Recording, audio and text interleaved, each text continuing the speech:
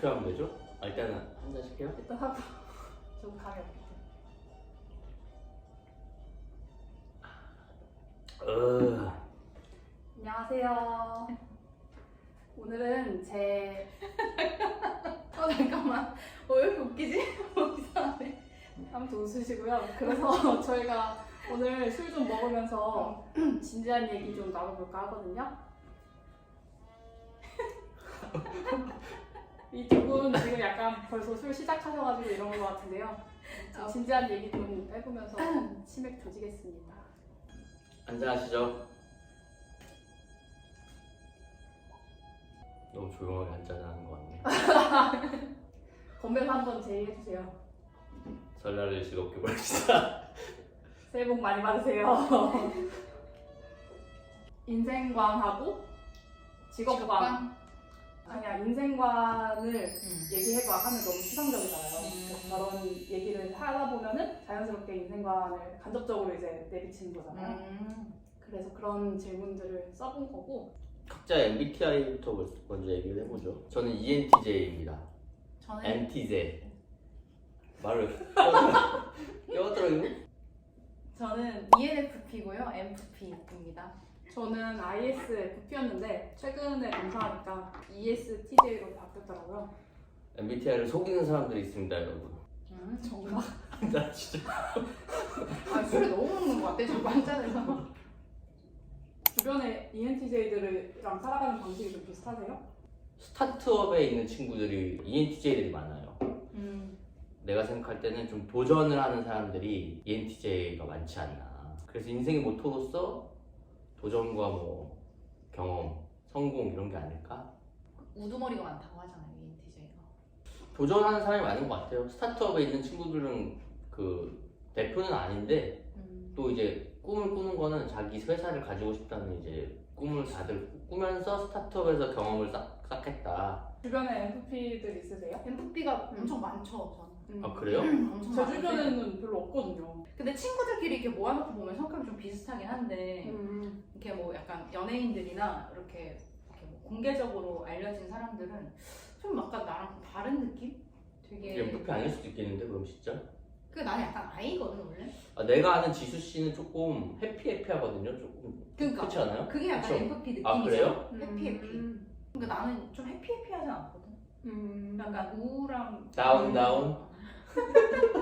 별로 안 맞는 것 같아. 검사를 다시 해보셔야겠어요. 다시 해보고 싶다. 저는 원래 ISFP라고 알고 살아와가지고 ISFJ잖아요.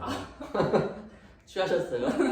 ISFJ로 알고 살아와가지고 제 주변에 ISFJ들은 막 큰 막 거창한 원대한 목표 막 이런 게 있는 사람은 잘 못 봤던 것 같고 소소한 행복, 소소하게 만족하면서 살아가는 그런 느낌이었던 것 같아요. 방향성을 주는 명언, 그냥 그러니까 본인의 어떤 뭔가 그런 거? 그냥 삶의 슬로건? 관통하는 슬로건. 저부터 먼저 얘기하자면 네. 저는 까먹었다. 으이그. 이게 한마디로 정리하기는 어려운데 이제 맥락만 이해를 해보세요. 매일매일은 이렇게 한 걸음 한 걸음 이렇게 살아가는데 계획 없이. 근데 살아오고 난 지난날을 보면은 굽이쳐 있고. 이따 다시 할게요. 약간 좋게 포장할 수 있을 것 같아. 하루하루를 생각해보면 엄청 큰 의미를 부여하면서 사는 느낌은 네. 아닌데 살아온 돌아보니 네, 맞아. 그게 모여서 엄청 뭔가 그래도 뭔가를 이루고 방향성이 있었고 있었다. 바로 그거예요. 바로 그거지. 역시 강사. 그럼 역시 정리가 좀 역시 명강사. 단권화가 명강사 메가스터디 정다운. 디자인 모법은 메가스터디 정다운. 성실과 겸손. 사람이 엄청 뛰어나다거나 엄청 못난 사람은 사실은 많지 않잖아요. 어떤 차이점을 만든다고 좀 더 나은 사람이 되기 위해 살 수 있는 게 많지가 않은데 트라이해볼 수 있는 게 성실한 거. 뭐 아침에 일찍 일어나고 뭐 하루 일과를 열심히 살고 뭐 이런 거라고 생각이 되고 겸손도 마찬가지로 그렇게 해가지고 사람이 이제 할 수 있는 누구나 할 수 있는 면서도 그거를 지켜나가는 그걸 꾸준히 지키는 게 어려운 하지만 그런 사람들이 보면은 좋은 사람인 것 같더라. 성실과 겸손을 고아왔습니다. 스스로 네? 성실과 겸손이 내가 지켜야 될 덕목이다라고 생각하고 사신다는 거죠? 그러겠다는 거죠. 2022년 새해를 맞이해서 저 어제부터 좀 일찍 일어나고 있거든요. 겸손 겸손이요? 어디 갔어? 나는 겸손할 정도의 그런 사람이 언제 하시게요 경선은? 겸손? 언제 어느 상황에서 하시려고요? 이제 서서히 해봐야죠. 성실하게 성실, 살아보고. 성실로 겸손할 만한 위치에 올라가자. 오. 오늘 슬로건 나왔는데 성실하게 살아서 겸손할 만한 사람이 되자. 의도하고자 하는 인생관 얘기하는 거는 이제까지 살아온 거. 이제까지 살아오면서 뭐 이런 앞으로의 계획도 좋은데 일단 성실하고 겸손한 사람이 되자는 거는 이제 나의 바람이고, 중요하게 생각하는 가치는 공정성과 성실함. 성실함이 아니다. 잘못 말했어요. 공정성과 솔직함. 공정성은 요즘에 특히 젊은 사람들이 되게 중요하게 생각하는 것 같고, 저도 이제 그런 거에 대해서 굉장히 민감하게 반응하는 사람 중에 하나라서. 솔직함은 그냥 사람이 매력이 어디서 오느냐에 있어서 뭐 떳떳하지 못한 짓을 하지 않는 사람이 솔직할 수 있는 거니까, 그 솔직함에 대해서 저는 중요하게 생각을 합니다. 공감하시나요? 네. 건강하죠. 말만 하시나요? 네 아니요. 저는 생각만 하고 말만 하는 건 별로 안 좋아하고 그냥 다 해보려고 했던 것 같아요. 괜찮을까? 좋을까? 이런 생각이 들면 뭐그 생각으로 그치는 거 말고 직접 좀 해보려고 했던 게 그게 되게 좋게 작용한 적도 있고 되게 안 좋게 작용한 적도 많거든요.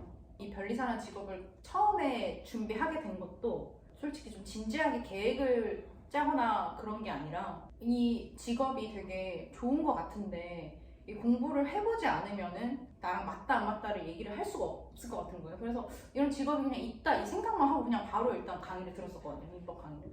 맞다 아니다를 고민하는 시간이 좀 짧고 그걸 바로 일단 해보고 시행착오를 겪는 편이에요. 이직도 사실 뭐 거의 동기 중에서 거의 뭐 제일 많이 하는 사람 중에 한 명인 만큼 근데 그것도 거의 뭐 새로운 뭔가를 해보고 싶을 때 그냥 일단 하는 거예요.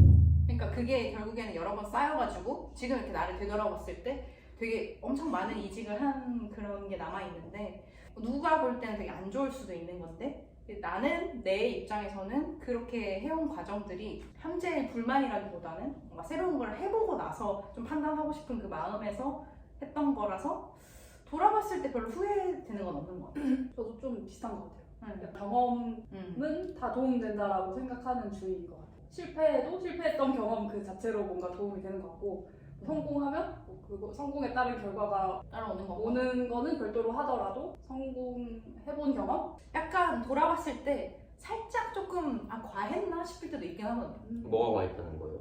이직이 너무 좀 잦았다. 너무 빨리 퇴사를 했나? 너무 잦았다. 내가 다음에 만약에 거취를 정한다고 했을 때 그런 걸로 나를 평가하지 않는 곳을 내가 이제 찾아가야 되는 거지. 근데 그러면서 이제 하게 되는 지금 일이 어떻게 보면 프리랜서예요. 그쵸? 그쵸. 회사에 약간 얽매이는 느낌이라기보다는 그냥 내가 어떤 사람인지를 조금 만들어가고 싶었던 게 컸는데 뭐 지금까지는 그렇게 해온 것 같고 어떻게 보면 또 깊이 있는 내용은 별로 없는 거잖아. 이게 좀 얕게 이렇게 해온 것들이니까 이제 이걸 모아서 깊이를 좀 만들어보고 싶어서 또 시작을 해보려고 하는 거고. 짱! 방향성이 전 두 가지가 있다고 생각을 하는 게 있는데 하나는 어떤 공동체에서 위치에 올라간다거나 아니면 공동체의 어떤 지지를 받으면서 올라가는 시스템적으로 성공한 사람이 예를 들어 어떤 회사의 대표가 될 수 있겠죠. 아니면 연예인처럼 아티스트가 되는 방법이 있는 것 같아요. 그러니까 인간 사람의 스타일 그리고 이제 방향성에서 근데 이제 다운이는 이제 아티스트 쪽에 가까워지는 거죠. 돌아보면 아티스트의 길을 걷고 있었다. 아티스트네. 멘붕이 왔을 때라던가 아니면 뭐 힘든 상황을 마주했을 때 극복하는 스타일. 근데 제가 이제 상황을 가정해 볼게요. 그러니까 내가 내 잘못으로 인한 게 아니고 구체적이네. 오케이. 저는 항상 디테일하게 이게 상황을 설정할 수가 있으니까. 아티스트네. 예스. 내가 잘못을 한 게 아닌데 내가 속한 공동체의 어떤 타인의 잘못으로 인해서 잘못인 줄도 모르고 내가 갔는데 이제 그 회사를 대표해서 내가 이제 구박을 받는 거지. 내가 어떻게 할 수도 없는 상황인데 내가 잘못한 것도 아니고 잘못한 것도 아닌데 내가 이제 거기서는 내가 잘못한 게 아니에요 막 이렇게 얘기할 수도 없는 상황에서 격하게 당하고 집에 온 거야 이제. 네. 이 상황에서 그랬을 때 이제 저는 생각을 해보죠. 이게 내가 잘못한 건가 이런 생각을 하죠. 아무리 생각해도 그런 게 아니고 집에 가서 잡니다. 아, 잘못한 사람을 찾는 게 아니라 네, 자요. 잠이 와요 근데? 자해? 머리가 이렇게 아무 생각도 안 들면 잠이 오죠. 스턴 맞은 것이지. 자고 일어나고 이게 시간이 지나면 조금 이렇게 깔아앉아? 깔아앉고 좀 있죠. 모욕스러웠던, 치욕스러웠던 그 감정에서 조금 벗어나게 되죠. 자고 일어나면 뭐가 네. 달라지나요? 자고 일어나면은 개운해지게. 체력이 회복되고 식욕이 돋고 밥 한 그릇 때리고 방방을 때리고 또 그다음에 있지. 잊어. 그러면 아까 그 가정한 상황은 네. 누군가가 잘못을 해서 내가 그 자리를 먹고 쎄가 자고 밥 때리고 잊어. 있죠. 그럼 끝이야? 이 끝이죠 뭐. 끝이 아니지. 제가 한 번씩 이제 트라우마처럼 트라우마. 그게 해결이에요? 그게 이제 시간이 지나면 좀 더 옅어지지. 결국 시간이 옅어지는 해결해준다. 어차피 아, 결국에는 시간 시간을 보내는 잠만한 게 없다. 감사합니다. 나온 선생님은 성격상 잠을 잘 수는 없었던 것 같아. 없을 것 그래요? 같아. 약간 잠으로 있고 이런 스타일은 절대 아닌 것 같고 내 잘못이 아닌 게 확실한 문제라고 하면은 그거에 대해서 막 길게 고민을 하진 않을 것 같은데 어떻게 좀 여기서 벗어날 수 있을지를 생각할 때 여기저기다가 좀 고민을 털어놓을 것 같아. 원래 성향이 너는 문제가 있을 때 그래도 좀 이런 문제는 나는 이 사람이랑 얘기하면 좀 잘 통하더라 이런 약간 나름대로의 그 있어요? 인력풀이 나름대로 있거든.